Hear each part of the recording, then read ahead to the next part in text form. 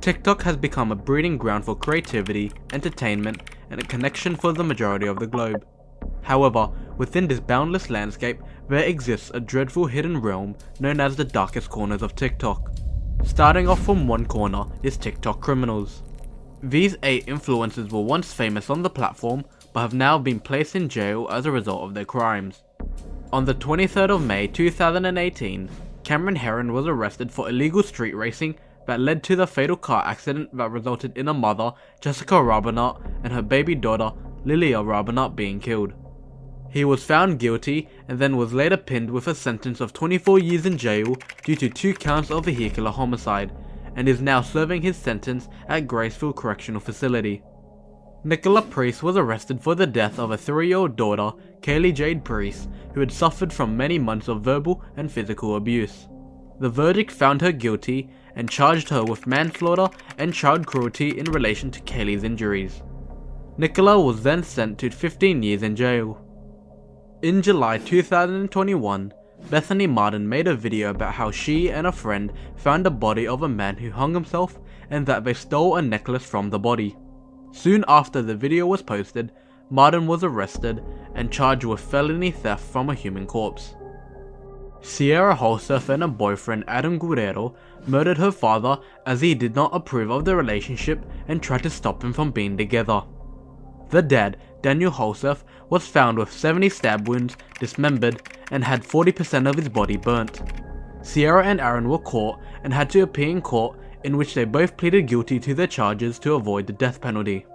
They have been sent to life in prison with a chance of parole after 22 years in jail.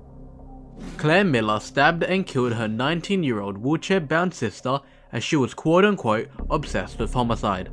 She was then sentenced to a 12.5 to 40-year prison term and charged with 3rd-degree murder. Her videos began to spread on TikTok after the incident became well known, but her account has long since been banned. Jin Kidd murdered his ex-wife and her friend back in 2020 as a result of him being jealous and couldn't get over their breakup. Last time I checked, he was currently on trial and could possibly be given life in prison or the death penalty. Not only that, due to his actions, it left his daughter to be an orphan. Mary Ann Oliver Snow, or Yandere Freak, accidentally shot their friend in the face as a result of being careless. They were then arrested, but then later released on bail, then continued to post TikToks as if nothing ever happened. As users began to know more about the situation, comments started attacking Yandere for what they had done. What I know so far is that they're still on bail and that the case is still ongoing. These criminals dealt with their actions and rightfully suffered the consequences. Now I only wish that happened to the users who created the so-called national holiday on April the 24th, 2021.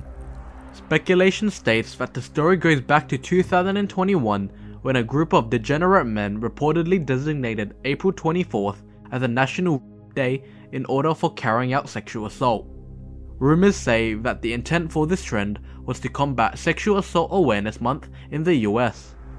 The hashtag April 24th garnered over 3 million views according to USA Today and left women terrified and wondering whether or not to leave their homes during that day.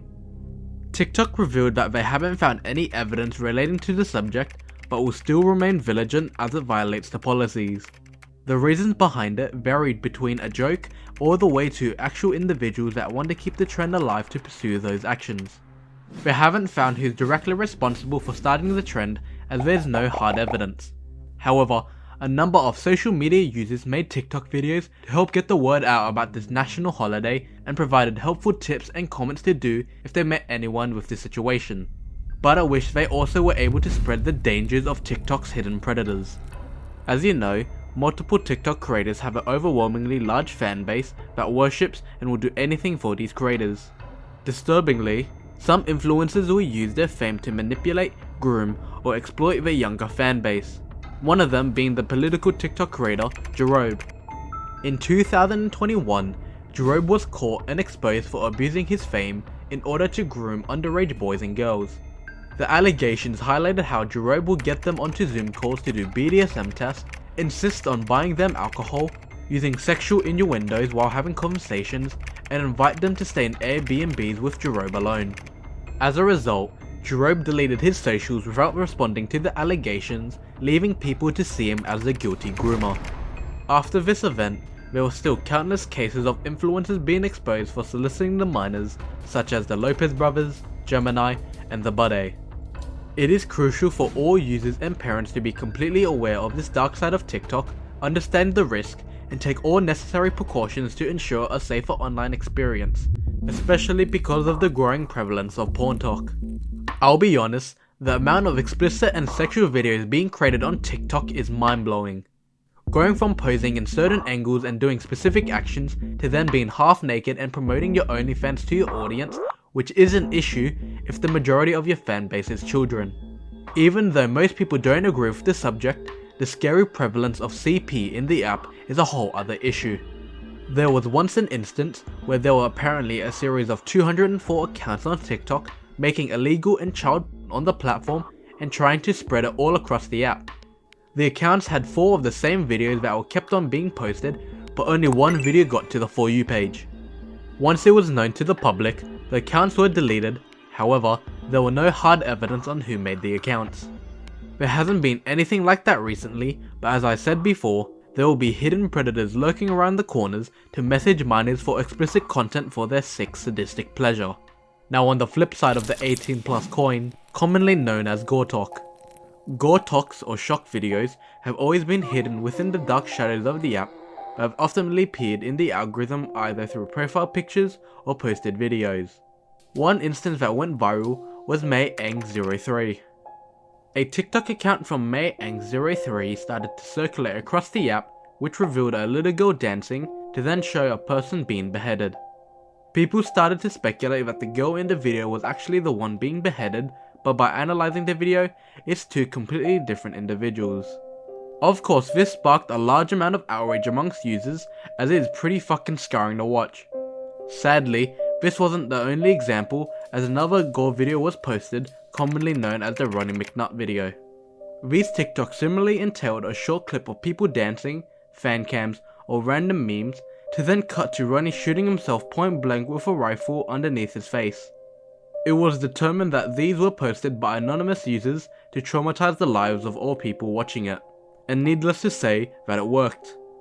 These 2 and possibly hundreds of gore videos led to the traumatization and emotionally scarring of millions of viewers, and I bet a few other things that users wish they have never seen are animals being abused for likes and followers. While devastating and sad, posting animal abuse isn't anything new on the internet, as sick people like to do it for attention, to shock and evoke an emotional response, or disgustingly just like to hurt the animals out of fun. Within the past few years, there have been countless examples of animal abuse that have popped up into the algorithm and have gone viral.